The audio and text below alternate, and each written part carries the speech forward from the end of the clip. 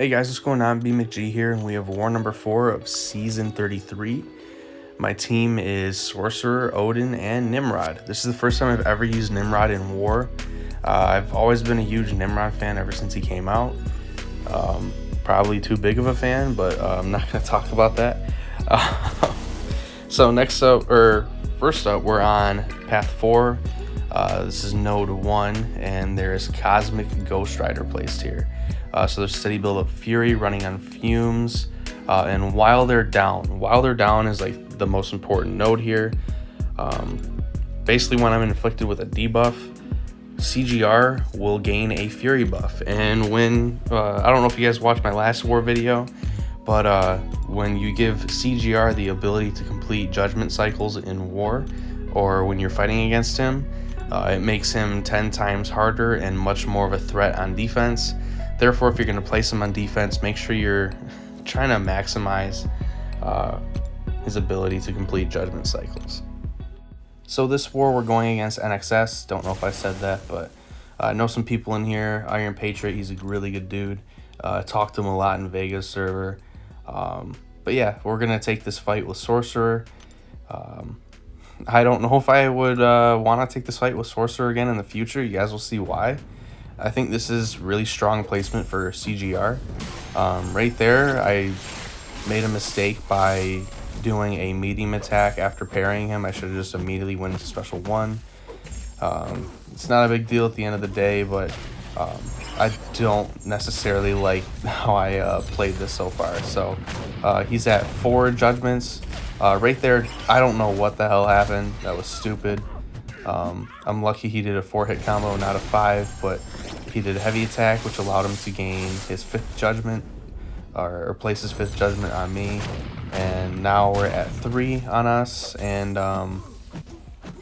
yeah, it's some of the UI looks kind of wonky in this fight, but you guys can see I took like so much damage from the damnation.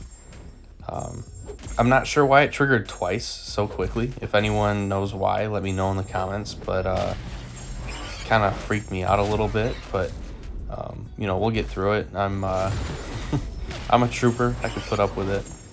But yeah, we've pretty much finished this fight after we get another combo in, and that is it. So definitely was clenching a little bit there, but we got it down, and got it down nicely.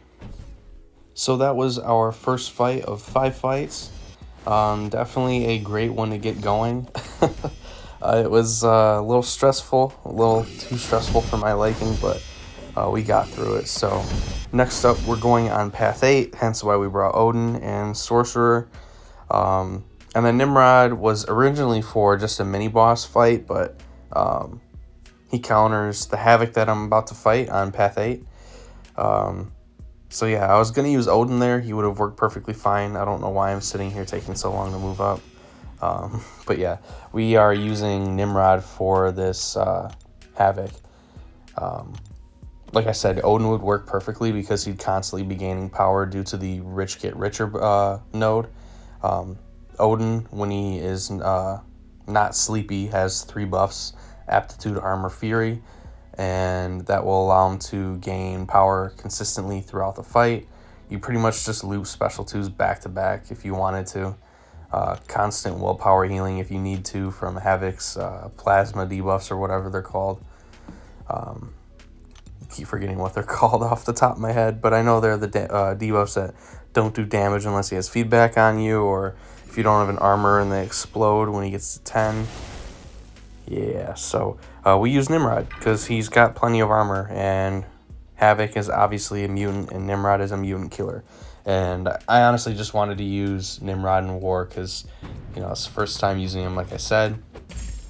I've used him in like Act 7 and stuff like that, and I tested him when he came out on the CCV beta. But he is just a ton of fun. He's honestly one of my favorite tech champs in the game. If not, he's like my full-on favorite tech champ in the game. He's just so good. I'm honestly considering him to be probably my 8th R4 when I get the resources to do so.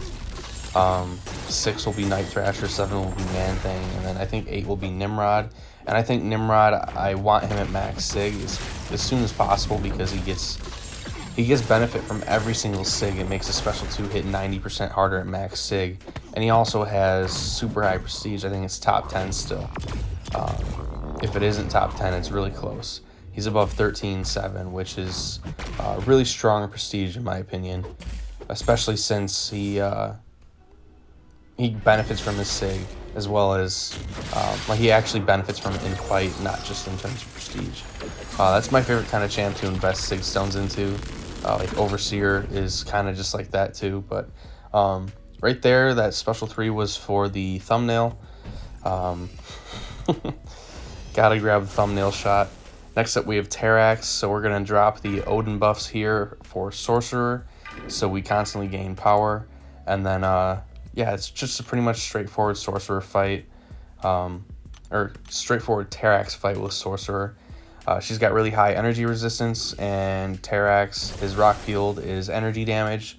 You know, a bunch of rocks flying in the air. I guess that's energy and not physical. It's whatever. It makes no sense to me, but I think that's why why they did it is just like RPG counters in the game when he was released. I think there were more champs with high energy resistance and not high physical resistance. Plus, the ones with high energy resistance would be countering him anyways. So yeah, we lose a little bit of health there because I wanted to stay close to him. I don't know why I was so keen on staying close to him, but it's really not a big deal. It's really hard to die with Sorcerer if you're not actually getting hit. If you're able to block everything, the regen on block, if you're running proper masteries, you'll be net gaining health when you get hit in the block. Although we're at the point where we have 10 armor breaks on us, it doesn't look like they're running Despair, which, I mean, they could be running 1 point, I think, but I don't know. It doesn't really look like they're running much in Despair, if any. But yeah, nice little big crit there. Yeah, I love using Sorcerer. I'm so glad I took her to rank 4. Yeah, she's just so much fun. I've used her in every single war so far this season. So yeah, we're moving up to Boss Island now. I was supposed to take these fights before the boss was down so I could unlink Mr. Karate Michael, and Kung Fu Michelle decided to take the boss linked. So yeah, I got to take Hulkbuster without having to worry about unstoppable armor, which I still played around it as if I would, just so I could get the proper practice for it. I don't know if that makes any sense to you guys. Like right there, activated Icon's Ingenuity. I didn't have to do that because I didn't need the slow, but I wanted to use this as more practice because this is a really common placement and a lot of people place Hulkbuster here. I've seen us use Magneto. I know there are a couple other counters, but I think Sorcerer is the safest with the Odin buffs. I don't even think she needs them, especially if she's max sig. But yes, the MD, if you run 5/5 MD, the buffs will constantly give you power. You obviously slow, so you don't have to wait till the boss is down to take this with her. And then regen on block, since you can't parry stun for your openings, you just have to block bait heavies, and the regen on block will allow you to do so. So yeah, this is a really good fight. I think this is my smoothest time doing it. I don't know if it's due to unstoppable armor being down. Normally unstoppable armor would be helping me because it's giving me extra armor ups to work with and nullify and gain more power that way. But yeah, Hulkbuster, he's decent here. I have a spot where I like placing him. He's notched a few kills over the last season and a half, I think, because we're almost halfway through this one. But yeah, we're just cruising along through this fight. Full yellow bar. Those were 10k light attacks. That was a 31,000 crit to start and then 25 at the end. She's such a beast. Full yellow bar finish. You love to see it. I mean, at least I love to see it. I hope you guys love to see it. But yeah, next up we have Sauron on 55. I'm not really sure the idea behind this placement. I'm trying to think of why he would be placed here. I think because of the disorient, I guess. But it's honestly just Nimrod food. I believe Nimrod is immune to ability accuracy modification when fighting mutants. So this works against all things, not just in like a champ's kit.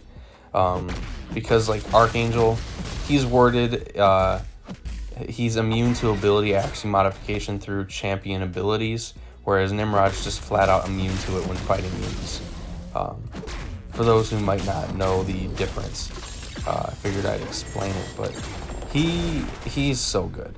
He's ridiculous. I really want to get this dude to rank 4 because I think he's going to be really valuable in Battlegrounds as a two-way champ. He's annoying to fight, and he's a great champ to fight with. There's a lot of annoying mutants out there, especially when people start getting Toad and Sauron in their decks. You really want good counters to both of them, and Nimrod answers both of them. He also answers Kitty Pryde. He also answers Domino, also answers Magneto. He's just a beast. He's like one of the best tech champs in the game, in my opinion. One of the most relevant right now. So, yeah, that's it for me. 5 fights this war. We ended up losing this war as well. I think it was like 8-9. Kind of stung, but it's whatever. I think we're 1-3 on the season at this point in this video. 1-4 after the next video. Spoiler alert, but I bet you guys probably already saw my Alliance Mates videos, so hopefully you guys enjoyed. If you did, consider hitting like, consider subscribing. If you already subbed, you know I love you. See you guys for the next video stream. Peace out.